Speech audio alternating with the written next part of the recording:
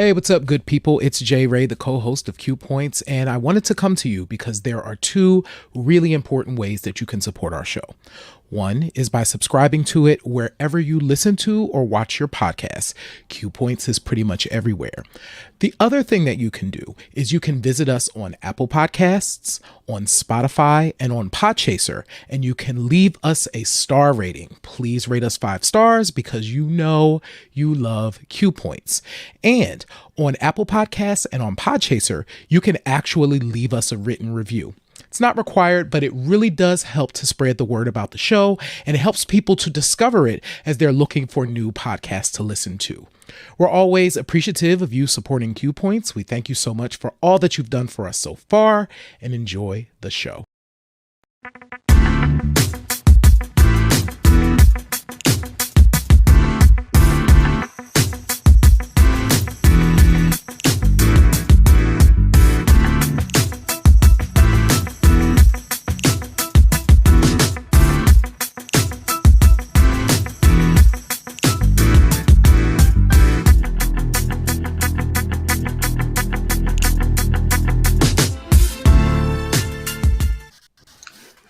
What up, everybody? We are back. I am DJ Sir Daniel. And my name is Jay Ray, also known by my government as Johnny Ray Cornegay III. What's happening, y'all? Listen, it's another episode, a brand new spanking episode of Q Points, your safe space for meaningful conversation about Black music and the Black artists that we love. Jay Ray, happy Black History Month. Happy Black History Month. Listen, it's already February, Sir Daniel. What's happening? Time, what is that? What is time? What is time? Look, Rihanna's having a baby. It's Black History Month. There's a whole lot going on this week that we can't even keep up. I mean, I'm going to be honest with you, Jay Ray. Since last weekend, starting from Thursday, was a complete blur in the best possible way. Thank you to everyone that showed up and showed out for our Janet watch party and everybody that enjoyed the whole documentary bit. That was such a great weekend. I didn't even leave the house Saturday because it was just all of that. Yeah. The whole weekend was dope. Yeah. All of y'all really did show up and show out last week. Well, one, Sir Daniel, it was so much fun with you and I just kind of like asking each other questions about Janet. And I actually had somebody who is a huge Janet fan say, I listened to y'all show and y'all hit all the points. Yeah. And I was just like, play. Oh my God, thank you. Yeah. We don't mess around with that kind of stuff. You know what I mean? So there was that. And then, everybody showing up for the watch party and the after party. We did our first Twitter Spaces last week, y'all. Which was a lot of fun. And we're going to do that again because we had a lot of fun. Yeah. Hey, Jay Ray, there seems to be a little code. It looks like one of those newfangled QC codes on the bottom corner of our screen there. Is that for the viewers? Can they do something with that? They absolutely can. So because of who we are here at Q Points, you can now join our text list. If you scan your screen, right? Just put your phone up there, do the thing, scan your screen. Just send us a text. You ain't got to do nothing else. Literally scan your screen. It'll open up your text window. Press send, and you can join our text list to get updates on the show. This is going to be super dope because, we doing stuff, y'all. And we want y'all to be in on it. So yes, you can now join our text list by scanning your screen. It'll be up there all night. Join us at any time. Absolutely. Well, Jay Ray, as you can see, I'm rocking my my Barbados track jacket tonight because we talking island things tonight. We're talking about, it is Black History Month. Mm-hmm. And as we said on this show, we want to speak to all facets of Black music, everything, because there's a lot of stuff that as Black people we put down and we don't necessarily speak to as much because we don't consider it ours, but it in fact is ours. It's part of what we've created in this life and what was dropped off in this country via the diaspora. Mm-hmm. So tonight we thought, and I will say this: I am not only just a host, a co-host of this show, but I'm also a student. I'm always listening to learn, wanting to learn new things about, especially when it comes to Black music. And tonight we decided to bring in who I consider an expert in Afro-Latin Latino music. This brother I met. Oh wow, it's been about almost 3 to 4 years now. I met because we became brothers through the Wax Fundamentals crew. We spin vinyl records. We all have a love for music on vinyl. That's our medium. And we also selectors and DJs, and we come together. We would join at our friend to the show, JB's Record Lounge, to spin records and to entertain the customers and to entertain each other and really to teach each other about stuff that is important to us and that we should all get to know. So this gentleman, let me tell you y'all this. If you ever have the opportunity to hear him spin, this brother, every time he gets on the deck, it's an international experience. It's a thoughtful experience. And it's totally an intentional experience when this brother gets on and he spins his records. I'm talking about none other than our friend, Bruce Phillips. Please welcome him to the show. Sir! What's happening, fellas? Pleasure to be here. Man, it's quite a pleasure to have you. Quite an introduction. I'm blushing. Well, listen, we're gonna do more. So here is the dope thing, right? So Sir Daniel can tell you this. So I came to JB's. That was 2019, right? So came through, y'all was spinning, and I was just hanging out, taking pictures and all of that stuff, right? And you got on and began to spin. There was some salsa and some bossa nova, and I said to Sir Daniel, "Who's that? Who's that? Where did he come from? I need to know more things." And I remember starting to follow you on social media and all of that because one of the things about me, so I've been always a Latin jazz head for as long as I can remember, right? And bossa nova has always been a thing. I'll talk more about that later. And you brought all of those pieces into the set and in this masterful way. So more shine. So everything Sir Daniel said, and we're happy to have you here, brother. Thank you. I'm so glad I mean, to be here. Listen, let's get to it. Like, so what people tend to not realize is that out of all the crew members, I think Bruce is actually the youngest of the crew members. And a lot of people don't know that. He hates when we say that. But a lot of people don't realize that because his taste is so elevated. His taste is very elevated, and like people will come through, like customers that know their music and know their jazz and know their bossa nova and all of that. They'd be like, "Oh, when he plays something." And so I always wanted to know, like, what was your introduction to that level, that taste level of music at such an early age? Who opened that door for you? Well, I guess I'll start it like this. My hometown, originally from Lancaster, Pennsylvania, small city about hour and 15 minutes west of Philadelphia, straight down the highway, and large Puerto Rican population, Dominican population, Spanish speaking population in general. I want to say is over 50%. So in the community I grew up in, I was just always around the music. And I like to say it like this.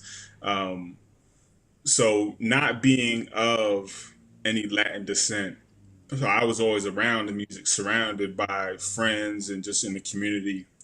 And so I was close enough to the music to where I always appreciated it, but I was far enough away to whereas I didn't investigate it at a young age. When I say younger, just adolescence and my teenage years, until I was a little bit older.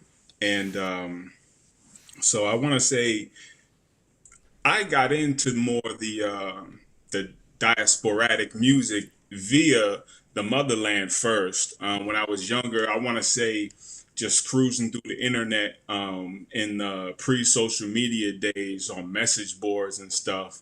Um, I was into making, well, I'll take it back a little further. So I was into making beats as well from the time I was Okay. like 13, 14 years old. I started making my first beats. And the way I knew people made beats was through sampling old records, Mm-hmm. right? So a couple years later, I was like 15, 16, grabbed a record player from Sears. You know what I'm saying?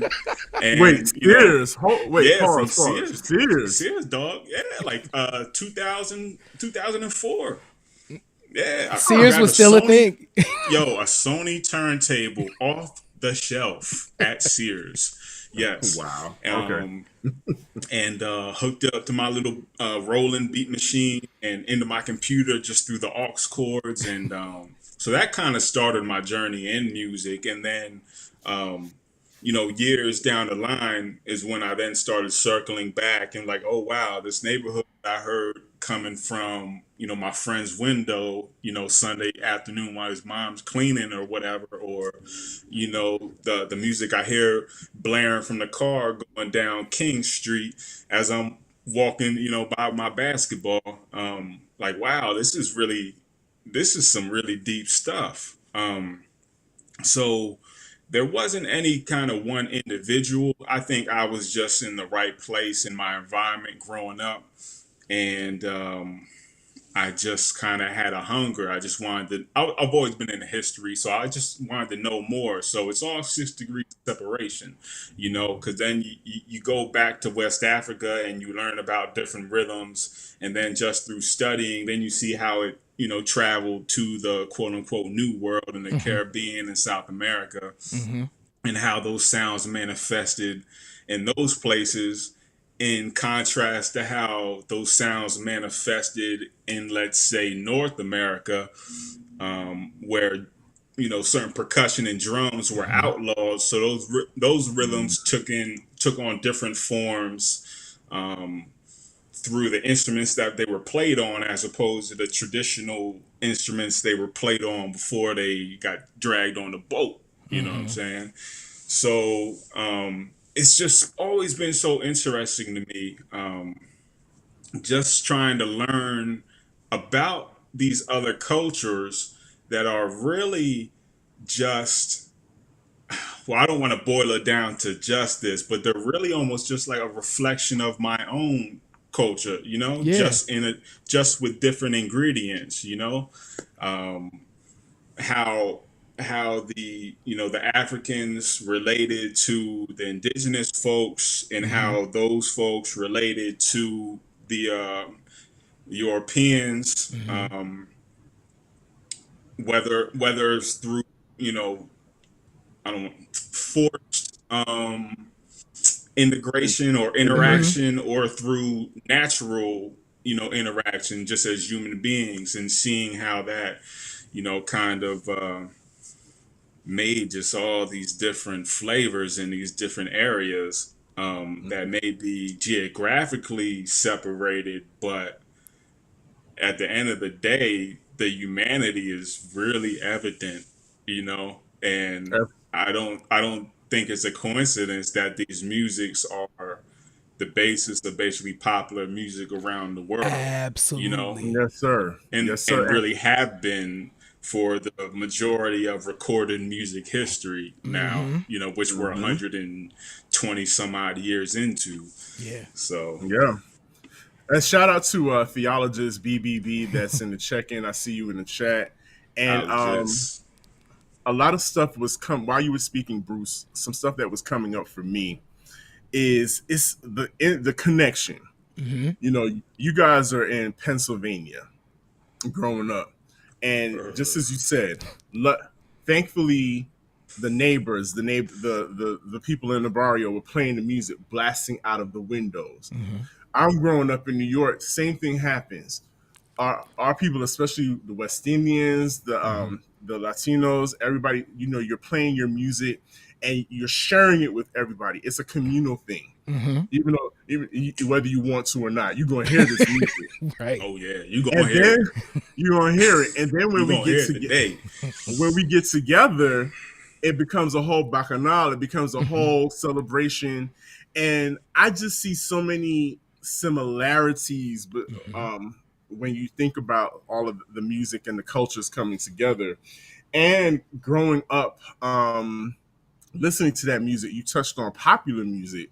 So, like for our all intents and purposes, if we're talking about people who have from a Afro-Latino background that have come to the forefront of popular music, one person, one figure pops out to me. And before she was Prince's girl, Mm-hmm. this person was like an accomplished musician, Mm-hmm. jazz musician playing in plenty of jazz bands. I'm talking, of course, about Sheila E., Yeah. aka also known as Sheila Escovedo. Escovedo. Mm-hmm. You know, playing alongside her father, who was in a league all his own, Pete Escovedo. You know, we've been, Mm-hmm. whether you knew it or not, you've been indoctrinated. You've been touched by Afro Latino vibes and popular music, Yeah. and you just didn't even know it. Yeah. It's funny that when I think about growing up, and Sheila E is a perfect example of this when we start thinking about percussion, and you start thinking of, because you can play joints. I've been playing so many joints in preparation for this show, just kind of like randomly going and putting joints on, and you were like, oh, I remember this rhythm from X hip hop song that I grew up listening to. Or, oh, I see now how that rhythm overlapped with what was happening in 70s funk. Oh, okay. It's all coming from the same place. And I love that we're going to spend a second on Sheila E. because, yeah, she showed up one in 1984 when we finally got The Glamorous Life, right? Drumsticks in hand, timbales in front, and you're like, wait, what's happening? What's happening now? With this like funky backdrop presented by, Prince, of course, right? And brought it all the way forward and home. But yeah, these sounds have always been with us in some way, shape, or form. Yes, they definitely have, and you know, it is dope that she was playing with some really thorough musicians before she came out on her Yep. own. When she was really Yeah. young. Mm-hmm. Um, in her early 20s, playing on tours with folks like Marvin Gaye, Mm-hmm. George Duke, Herbie Mm-hmm. Hancock, and she recorded with Herbie Hancock and Yep. George Duke for several albums as a percussionist, and her actual debut album, as in being credited on the album cover, was actually shared with her father, Mm-hmm. Pete and Sheila Escobedo, Solo 2 on Fantasy Records. And it's just a wicked, like, Latin jazz funk album. Amazing percussion. I mean, you got people like Willie Colon, who we'll circle back to later with Fania Records on this album. You've got jazz players like Bill Summers and Billy Cobham on drums. So she was hanging with him, Mm-hmm. as a very young woman, early Yeah. 20s. And then, like you said, her father was a percussionist, as was her uncle, Coke Escovedo. Coke Mm-hmm. Esposito. And I want to say she may have featured on some of Coke's later albums as well.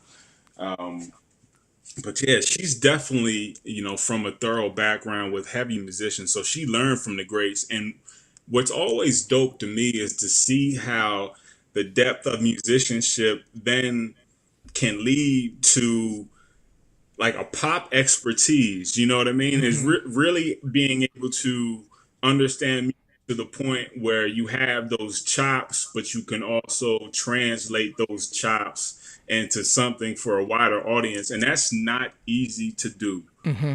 That's No. not at all easy to do. And picking up on that, I think Sheila has kind of said this as well. Like, because she had this superior musicianship and she had kind of come from this pedigree, right? By the time she had gotten to Prince, it was almost like deconstructing all of those things because his style of what he needed her to do was totally different. But when you have the ability and like, oh, okay, well, this is what I would have done with a Herbie or what I would have done with a George. I need to break that down to this for what we're doing over here. Yeah. That's important work. And really, you can hear her shine too. I mean, this is, part of Prince's genius as well. But on those early tracks, the singles, you get the 12-inch, you get the extended version of Glamorous Life that got the timbale, so the 2-minute timbale Oh my solo. God. You know what I mean? And all this other dope stuff going on. So she still got to stretch out on the singles, on the B sides and everything. So that was, really dope to see. Absolutely. You mentioned the 12-inch on the I Would Die for You 12-inch. Same thing. She is going ham on those tamales in the background. Like, and part of that, I think those records are part of you cannot confine musicians like that to 3 minutes and 29 seconds on a song. They musicians with a pedigree like a Sheila, like a Prince, like a Pete Escovedo are used to playing those extended sets because and let's get deep with it. If you look at those musicians, they're taking over.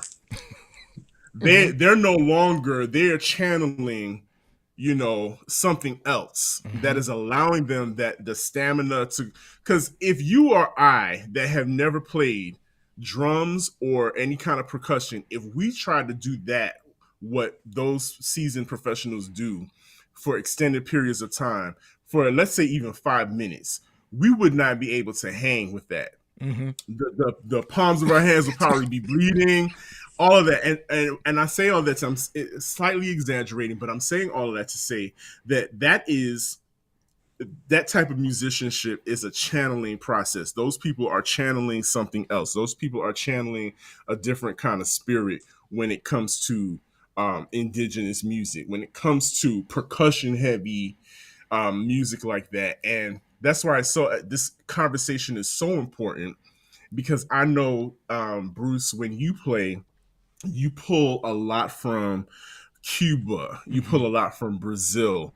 So tell us, like, what's the significance of those particular countries to you, to your ear as a DJ, as a beat maker, musician? Like, when you pull those records, what do they say to you?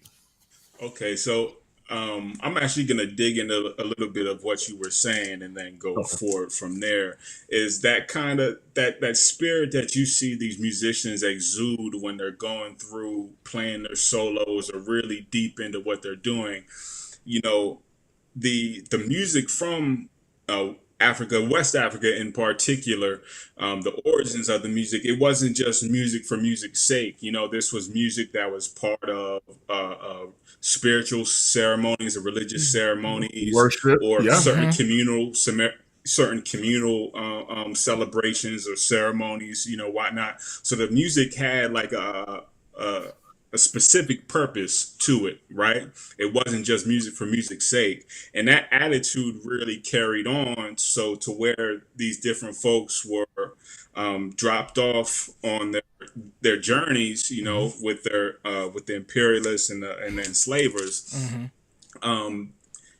to get them through everything that they had to go through. It was the music. It drawing on those communal messages, that communal energy, and channeling that through the music. And then, you go 200 years, 300 years down, and the rhythms that we see, the basis of the music that we're listening to, the jazz music, especially when we talk about America in particular, just that kind of improvisational musicianship is really channeling of these spirits. So then going to Brazil and Cuba, these are places that just due to the differing natures of uh, the colonial relationships between the oppressors and the oppressed, the European and the African oppressed folks and indigenous folks, like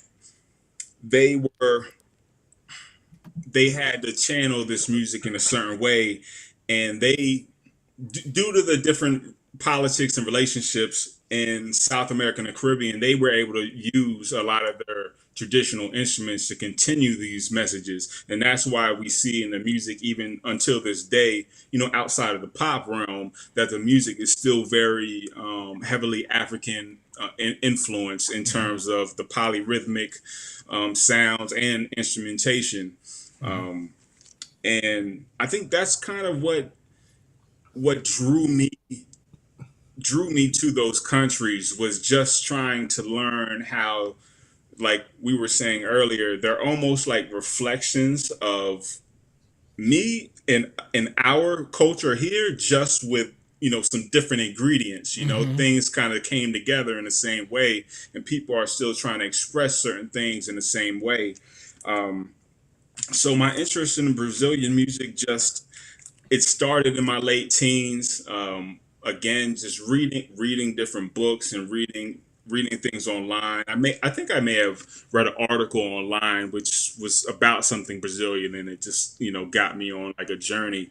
But there's artists such as like Milton Banana. He's a drummer, bossa nova drummer, samba. But playing the trap drums. And now he's of European origins, but he's playing this music that is built upon samba rhythms, Mm-hmm. which are coming from Western Central Africa, and doing it in a way that's old world and new world. And people such as Tim Maya. This is actually my first Brazilian record I ever got. And he was an intro into Brazilian music for me, because he did kind of a Brazilian style of American soul and funk music. So it was a little more digestible to get into a cat like Tim Maya. And that was, he was a big entry point into the world of Brazilian music. Um, he actually came to the States while he was younger, just trying to be a part of the music, um, which is so, and that goes back to, we all came from certain a common history, and then we're spread apart to these different places. And it's funny how you can go somewhere else to almost go back home in effect. So Yes. so we're talking about the music of the Afro-Latin diaspora, Mm-hmm. and wanting to dig into that side of our collective history. Mm-hmm. And here's Tim coming from that side, trying to To come come up here. here and tap into this, part of his history. So it's really beautiful. But yeah, so Tim was awesome. Tim was awesome. But it's so much, and then other cats like Georgie Ben, um, again inspired by U.S. movements, but Mm-hmm. doing it in his way. This is album Negro e Lindo, Black is Beautiful, Mm-hmm. in Portuguese, and he actually has tribute songs on here to then Cassius Clay, Mm-hmm. later Muhammad Ali. Um, but so the music isn't Americanized, but the messages Right. behind it, I don't want to say Americanized, but the Mm-hmm. messages behind a lot of the songs were influenced by, things going on here and the civil rights and black power movements going on here. But then the music behind it is this beautiful just amalgamation of soul and samba and Mm-hmm. jazz in a very distinctively Brazilian way. Um, so, and then the music of Cuba. Yeah, I got some Cuban records on my lap right now too. Um, One thing Bruce is gonna have a record of connected to whatever you're talking about, Right. because the brother is serious, and I love the conversation. I just want to touch on one thing that you said, Bruce. You were talking about how the drums were all a part of ceremony. Mm-hmm. I say worship. because if you look at it, if you think about every time you see the African peoples having a celebration, there's always somebody there with percussion. Mm-hmm. Now, here in America, what do we always have? If you go to any of our black churches, one thing the black church is going to have, they're going to have a drummer. They are. They're going to have somebody with the sticks because that's a part of ushering in the spirit. And I just want us to sit with that and think about it, because that there's a connection. If you feel like you're disconnected, you're not. Really, everything that has been programmed into us and that we love, there's a through line through everything that we've all been through. And Jerry, did you have a question? Because I could go on. I could, you know me, I could ask you some questions. No, it's not a question. It's more of, and I'm glad we're in Cuba for a second, because today, as I was prepping for the show, I was just going through my list of stuff, that I have, and I pulled out this record that I was like, oh, I forgot. I forgot about it, right? So I pulled out Dene Suarez, Cuban vocalist. Yeah, the Havana sessions, right? The Havana Cultura sessions that Giles Peterson did, and I dropped that record. That joint was so beautiful. Like, I had forgotten how much. The first song is 23 minutes and 40 seconds of her and the band doing something. I think it's Sir No Sir Oh, I think is the name of it. I'll get the exact name. But y'all, go ahead and pull that Dene Suarez record, because what I was listening to, even though I don't speak Spanish, right? I don't speak Spanish, but I could hear all the conversation happening in the music. And so I just wanted to make that note that we are here in Cuba, and I've always been a fan of music from that country, and I'm dying to see what Bruce has on his lap to talk about too, because I'm sure I'm going to be pulling it to try and find it. Well, and actually, to make further connections, I think in the background, is that an Eddie Harris album in the background? There is that white one. No, this is it is. That's right. I got the Les McCann and Eddie Harris. And Les McCann. Yeah, so, I forgot I put that up, and it's funny it's in green, so I was like, oh, that's what that is. Yes. So Eddie Harris is actually Cuban. By the way, I did not know that. I just wanted to point that out. Little. if y'all ain't into Eddie Harris, check out Eddie Harris. Yeah, amazing soul jazz musician. But anyways, so back to Cuba. One of the biggest bands, or one of the most iconic Cuban bands that kind of crossed over worldwide outside of Cuba was Irakere. And they were started by Chucho Valdez, and Chucho Valdez, Oscar Valdez, percussionist and bassist whose name I am forgetting. But really, they are kind of like, if you want to get into Cuban music, past any Rhino CD compilation, well, they would probably be on it. But Irakere is definitely a stepping stone. So we're talking about guys like Paquito de Rivera, who came to the States, jazz musician. Chucho Valdez is just a virtuoso pianist. And Arturo Sandoval on the trumpeter. This is actually their second LP, and just contains amazing depth of music, from kind of like Latin funk jams all the way to what might be deemed salsa music, and we can talk about that later. That's kind of a wide-ranging name that gets given to a lot of I was gonna say, you're gonna have to break down the difference between like bossa nova and salsa music for us neophytes who don't know what the differences are. And but while you brought up earlier, you were talking about the fact that you started making beats at a younger age, and we've talked about sampling here on this show before.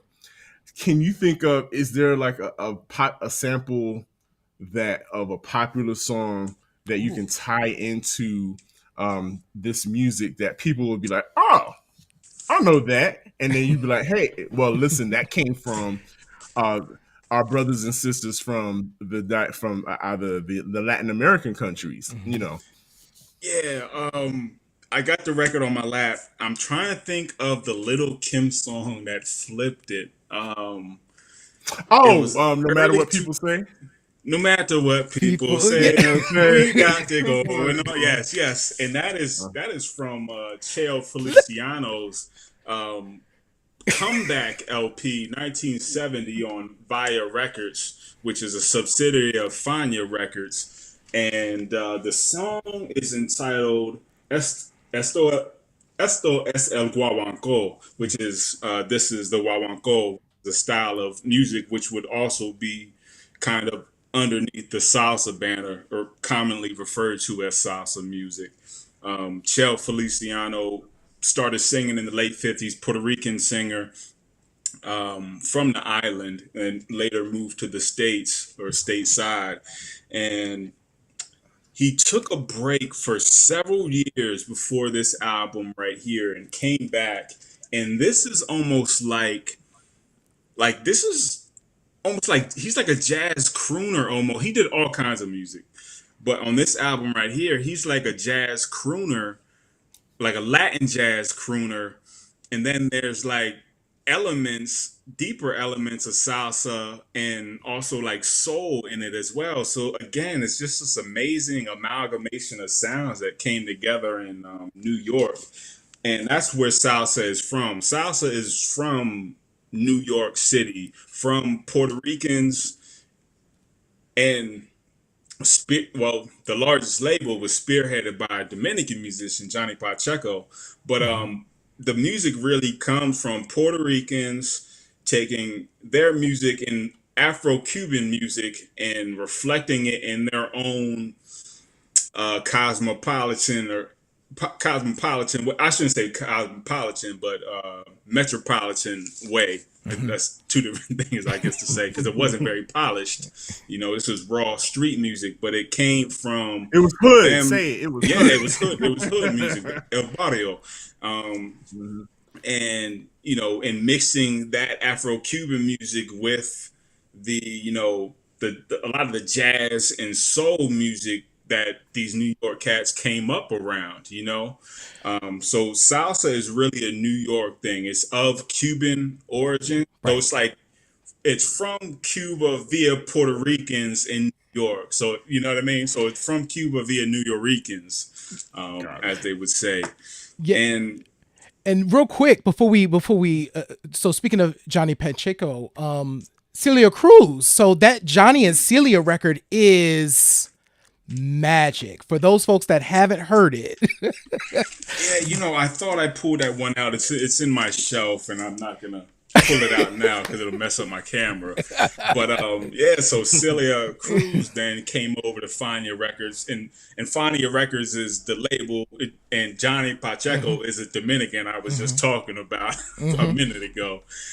So Celia Cruz, originally from Cuba, came to the States in the '60s, and her first album with Fania Records, directed and produced, and co-starring Johnny Mhm. Pacheco, um, contained, well, it was 1973, and it has the now kind of iconic Afro-Latin groove. Mhm. Kimbara is on Mhm. the album, and that's just one of the amazing tracks on that album. So she ended up having a relationship with Fania Records for about a decade, working with Willie Colon as well.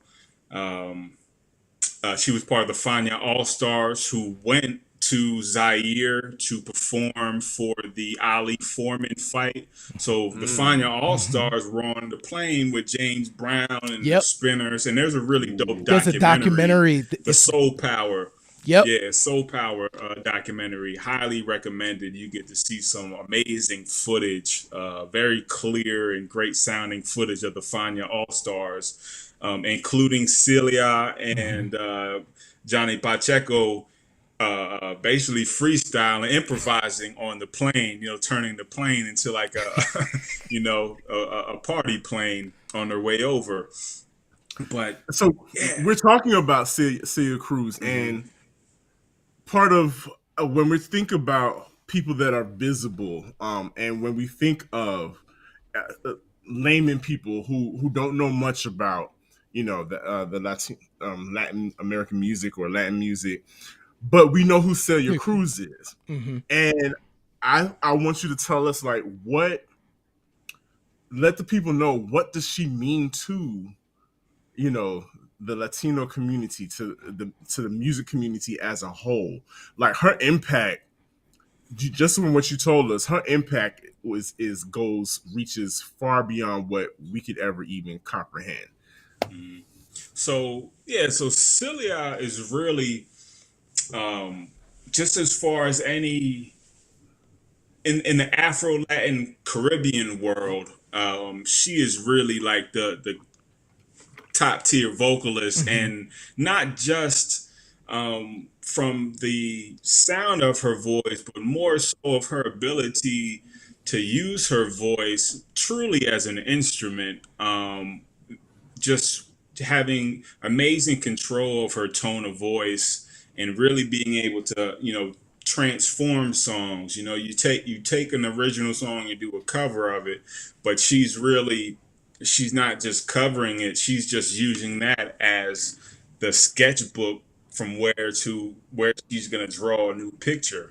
And like I said, her relationship then with Fania Records, in the early 70s through the 80s, really brought her to an even wider audience, just worldwide, and working with people, like I said, like Willie Colon and Johnny Pacheco. And through Fania had distribution through Colombia and Venezuela, and they were really the kingpin Latin label. I say kingpin. I don't know where It's that came probably from. it's But probably appropriate for It's probably true. right. Yeah. Continue. So they had such a wide reach, and that New Eurekan salsa sound then went on to, it was big in places like Peru, which is not, which is on the Pacific side, not on the Caribbean side of South America. Then Colombia, which is part of the Caribbean world, the salsa really, it dug deep there and really had its own roots, because then Colombian salsa music in the 80s contributed to the broadening of the salsa sounds that exist today, and a unique kind of style of Colombian salsa. So yeah, it's really, it's immeasurable how much Celia has really impacted the world of Latin music. And I think, especially for people today, I think it's kind of difficult to understand how somebody could have such a wide reach without all the communication outlets, Right. that we have today, like because if you really wanted, if somebody was big back in the day, that meant people really had to want to give their attention. You know what I mean? Because Yeah. you have to catch the TV appearance Yes. live, or that one replay of the show. You have to catch the radio segment, because you're not going to continually hear, her songs. You have to figure out who that person is singing, and write their name down. So Celia is just, one amongst many people who, I think that just kind of speaks to how beloved they are, and how broadly you know they're acclaimed, because they did so in also a different era, where you really had to, people really had to really want to reach out Yeah. and know about you, or at least your art, not about you, but about your art, so to speak. Um, so yeah, And I Celia see Cruz. that it's intergenerational. Like Hmm. people pass that on to their children, and to pass on their love for the music to their children. I see that, and we do the same thing. And J. Ray, I guess it's so funny that Bruce kept using the term New Yorican and New Right. Yorican soul, Yeah. and something very special happened this week Yep. with a very special project. Yeah. So in 1997, so I believe it was January 29th, 1997, so just a few days ago, the New Yorican Soul Project, which was spearheaded, of course, by Masters at Work. We're talking Louis Vega and Kenny Dope. And if y'all don't know who Kenny Vega and Louis Dope, Louis Vega and Kenny Dope is, if you don't know who they are, y'all need to know. Right. Y'all need to know. But the New Yorican Soul record, and Bruce, thank you so much for connecting all these dots, because you just connected a bunch of dots that I had not really been aware of, and it now all makes sense about what was happening in New York in the 70s with Phonia Records that led to what ultimately became this album. But the New Yorican Soul Project was special for a couple of reasons. One, it combined all of these influences that were happening in New York, right, at the time. So we have jazz, you have salsa, you have soul, you have hip hop, and you have house. All of them show up in some form on the New Yorican Soul album. So you get George Benson. The last track on the record is 9 minutes. It's the best 9 minutes you'll ever spend, because it's just George and a guitar and him scatting, and it's a house joint. It's crazy. You have Jazzy Jeff doing an interlude, and they're taking the scratches and creating a tapestry with the scratches that he's making on the album. You have it's just one of those records that captured a moment in time. And it's almost, I wasn't surprised that there wasn't really a second album, because I'm like, I don't even know how you can do that again. Like, I'm not really sure if Jocelyn Brown can do exactly what she did on this record again. You know what I'm saying? Because it was just like the energy of it. But I remembered how special the record was, and Sir Daniel knows the story. And I may have even said it when I first met you, when we did the Music is the Key podcast, Bruce. But I was in the record store. So this is 97. And I was in the record store, shopping. And I had my CD Walkman, because that's what we had back then, y'all. Well, apparently I pulled it out and I dropped it. So it popped open. And the New Yorican Soul record came out, and it spun and it fell on the counter. And the dude behind the counter was like, yo, that record is dope. And I knew at that moment that this white man standing behind the counter, like, and looking at this brown CD cover with just New Yorican Soul written on it, but understanding the impact of it, meant something. And it was one of the best records of 1997, point blank period. And you can drop it today, play it top to bottom, and never skip. Like, and it's going to take you have Roy Ayers doing disco. What? Like, it's great. Everything is great.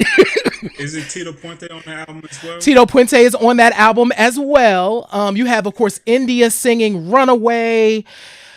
So you go from Sweet Tears, you come out of Sweet Tears into Runaway. It's nuts. Like, sequencing wise, it's crazy. Anyway, it celebrated 25 years. And it is an absolute record that folks should definitely go play tonight and tomorrow while you work. It'll never stop. I did put that behind me. I remembered, I was like, oh, let me pull out. That's literally just the Jocelyn Brown single, because you kind of can't get the vinyl. The vinyl is probably like $500 now.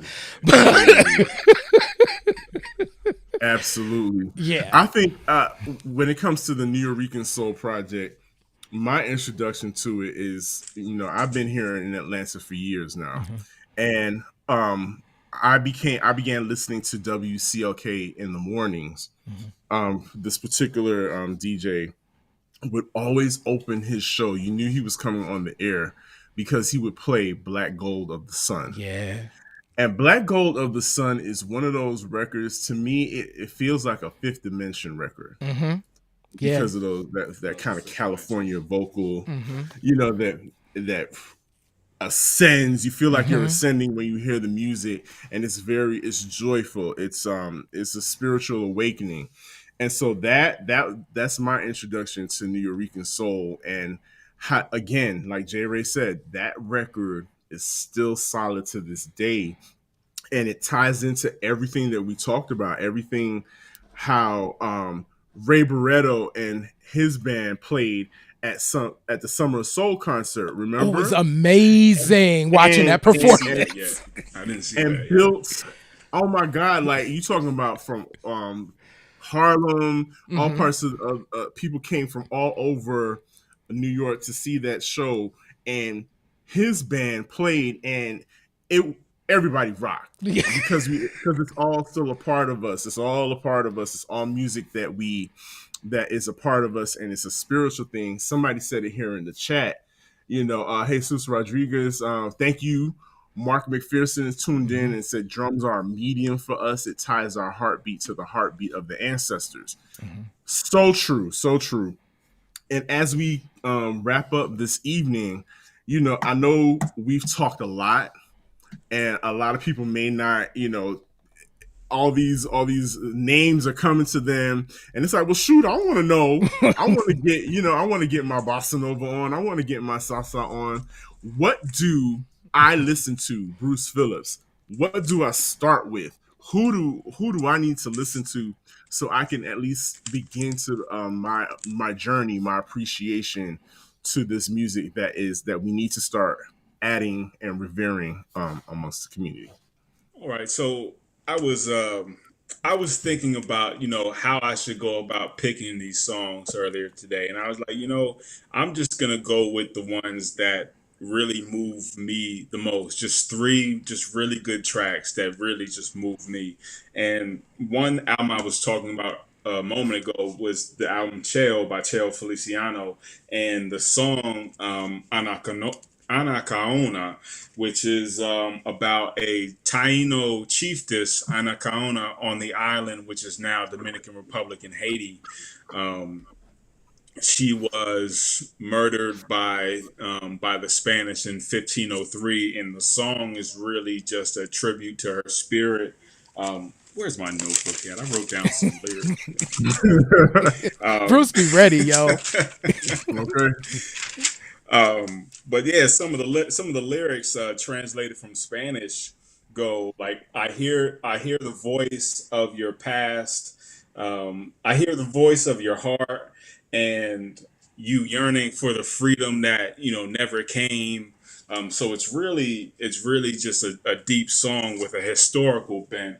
And a lot of the songs, I know there's somewhat of a language barrier for some folks, but a lot of these salsa songs, especially from the '70s, were definitely talking about some heavy subjects, a lot of spirituality, a lot of the West African spiritual traditions were talked about in these songs very heavily. And now that's something that we see becoming an influence in mainstream black culture in the United States. You know what I mean? Mm-hmm. So I Absolutely. think, yeah, Cheo Feliciano, his song Anacaona from the Cheo LP, highly recommended. Another song from Cuban artist who was part of or featured in the Buena Vista Social Club, if I can find her album. And her name is Omara Portuondo, and she's still alive today. I believe 92 years young. I think she's still performing. Um, this album is from 1975. It's just titled Omara, and it's produced by Cuban trombonist and guitarist Juan Pablo Torres, who is an amazing artist, solo artist in his own right. And the track off this album is called Hola, Dime Cómo Estás, which is Hi, Tell Me How You're Doing. Mm. Just a beautiful track, highly recommended. Omar Portuando. her birth back in the day was a little bit of a scandal because her mother came from a wealthy Spanish family, and her father, she ran away to be with her father, who was a black baseball player in Cuba. But yeah, Wow. Omara, she was part of the Buena Vista Social Club, but had her own solo career for 30 years prior to that. Yeah, Omara, hola, dime cómo estás. Hi, tell me how you're doing. And then, not to forget my Brazilian brothers and sisters. I wanted to hop back down to Brazil, and I didn't talk about them today. It's such a wide world of Right. music in general, and then trying to get down deep in all these Afro-Latin traditions. It's such an undertaking, but hopefully, these three suggestions, people find something beautiful in them. And my last suggestion, Baden Powell from his album Avantage. I forget what that means. I apologize. I didn't write it down in my notes. Tisk, tisk. But the title of the song here is called Consolação, which is consolation, and it's written by Baden Powell. He's a guitarist, heavy in the samba and jazz traditions. He had one of his most iconic albums is entitled Afro Sambas, and it has a lot of standards. Baden basically, like how Herbie Hancock has standards in the jazz community, like Baden, his standards are throughout the bossa nova and samba worlds. So Consola Sal, Consolation from his album Avantage. I believe this is 1965. So yeah, Baden Powell, Chel Feliciano, and Omar Portuando. So listen, I know that was a lot, but don't worry, Yeah. we got you. We have you. If we posted the link to Bruce Phillips Afro-Latin 101. The links are all right there for you. He has created a playlist for you to get acclimated, for you to get your groove on, and then you can catch Bruce on the show Everything is Everything Universal Rhythms. Bruce, tell them how they can catch you and how they can keep up with you and whenever you're spinning. All right. So the Saturday after next, February 12th, is the next edition of my monthly show for Universal Rhythms Radio out of London, UK.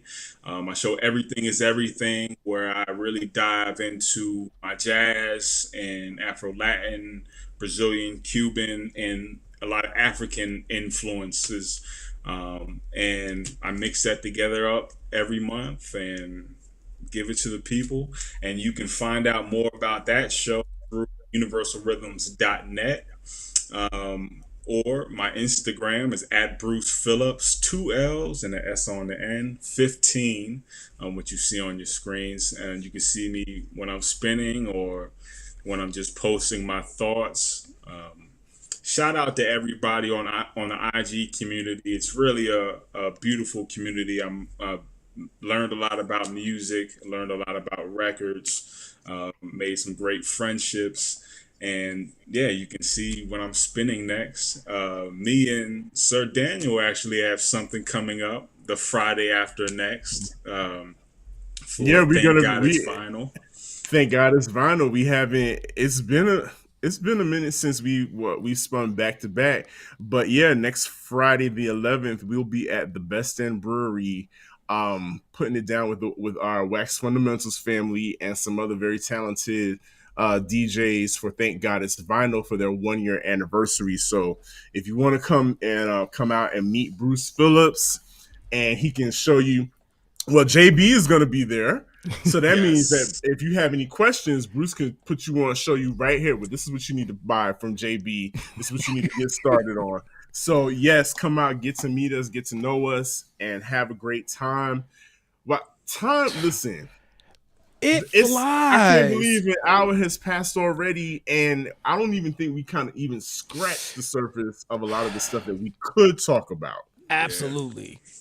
So, But that's why it's so important for you guys to keep up with Bruce, because he's got a lot of knowledge. And yes. J Ray, Yeah. So listen, y'all know what we do.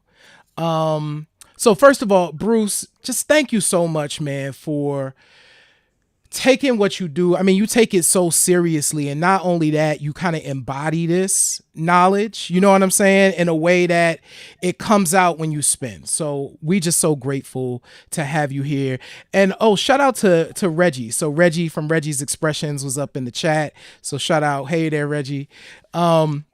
So thank you again, Bruce, for just being here. And so here's what y'all can do. You can definitely become a Q Points Insider on our website. The link is in the chat. Please do that. Also, please subscribe to us on Apple Podcasts. You can also leave us a review there. You can also leave us a review on Podchaser. We really appreciate that.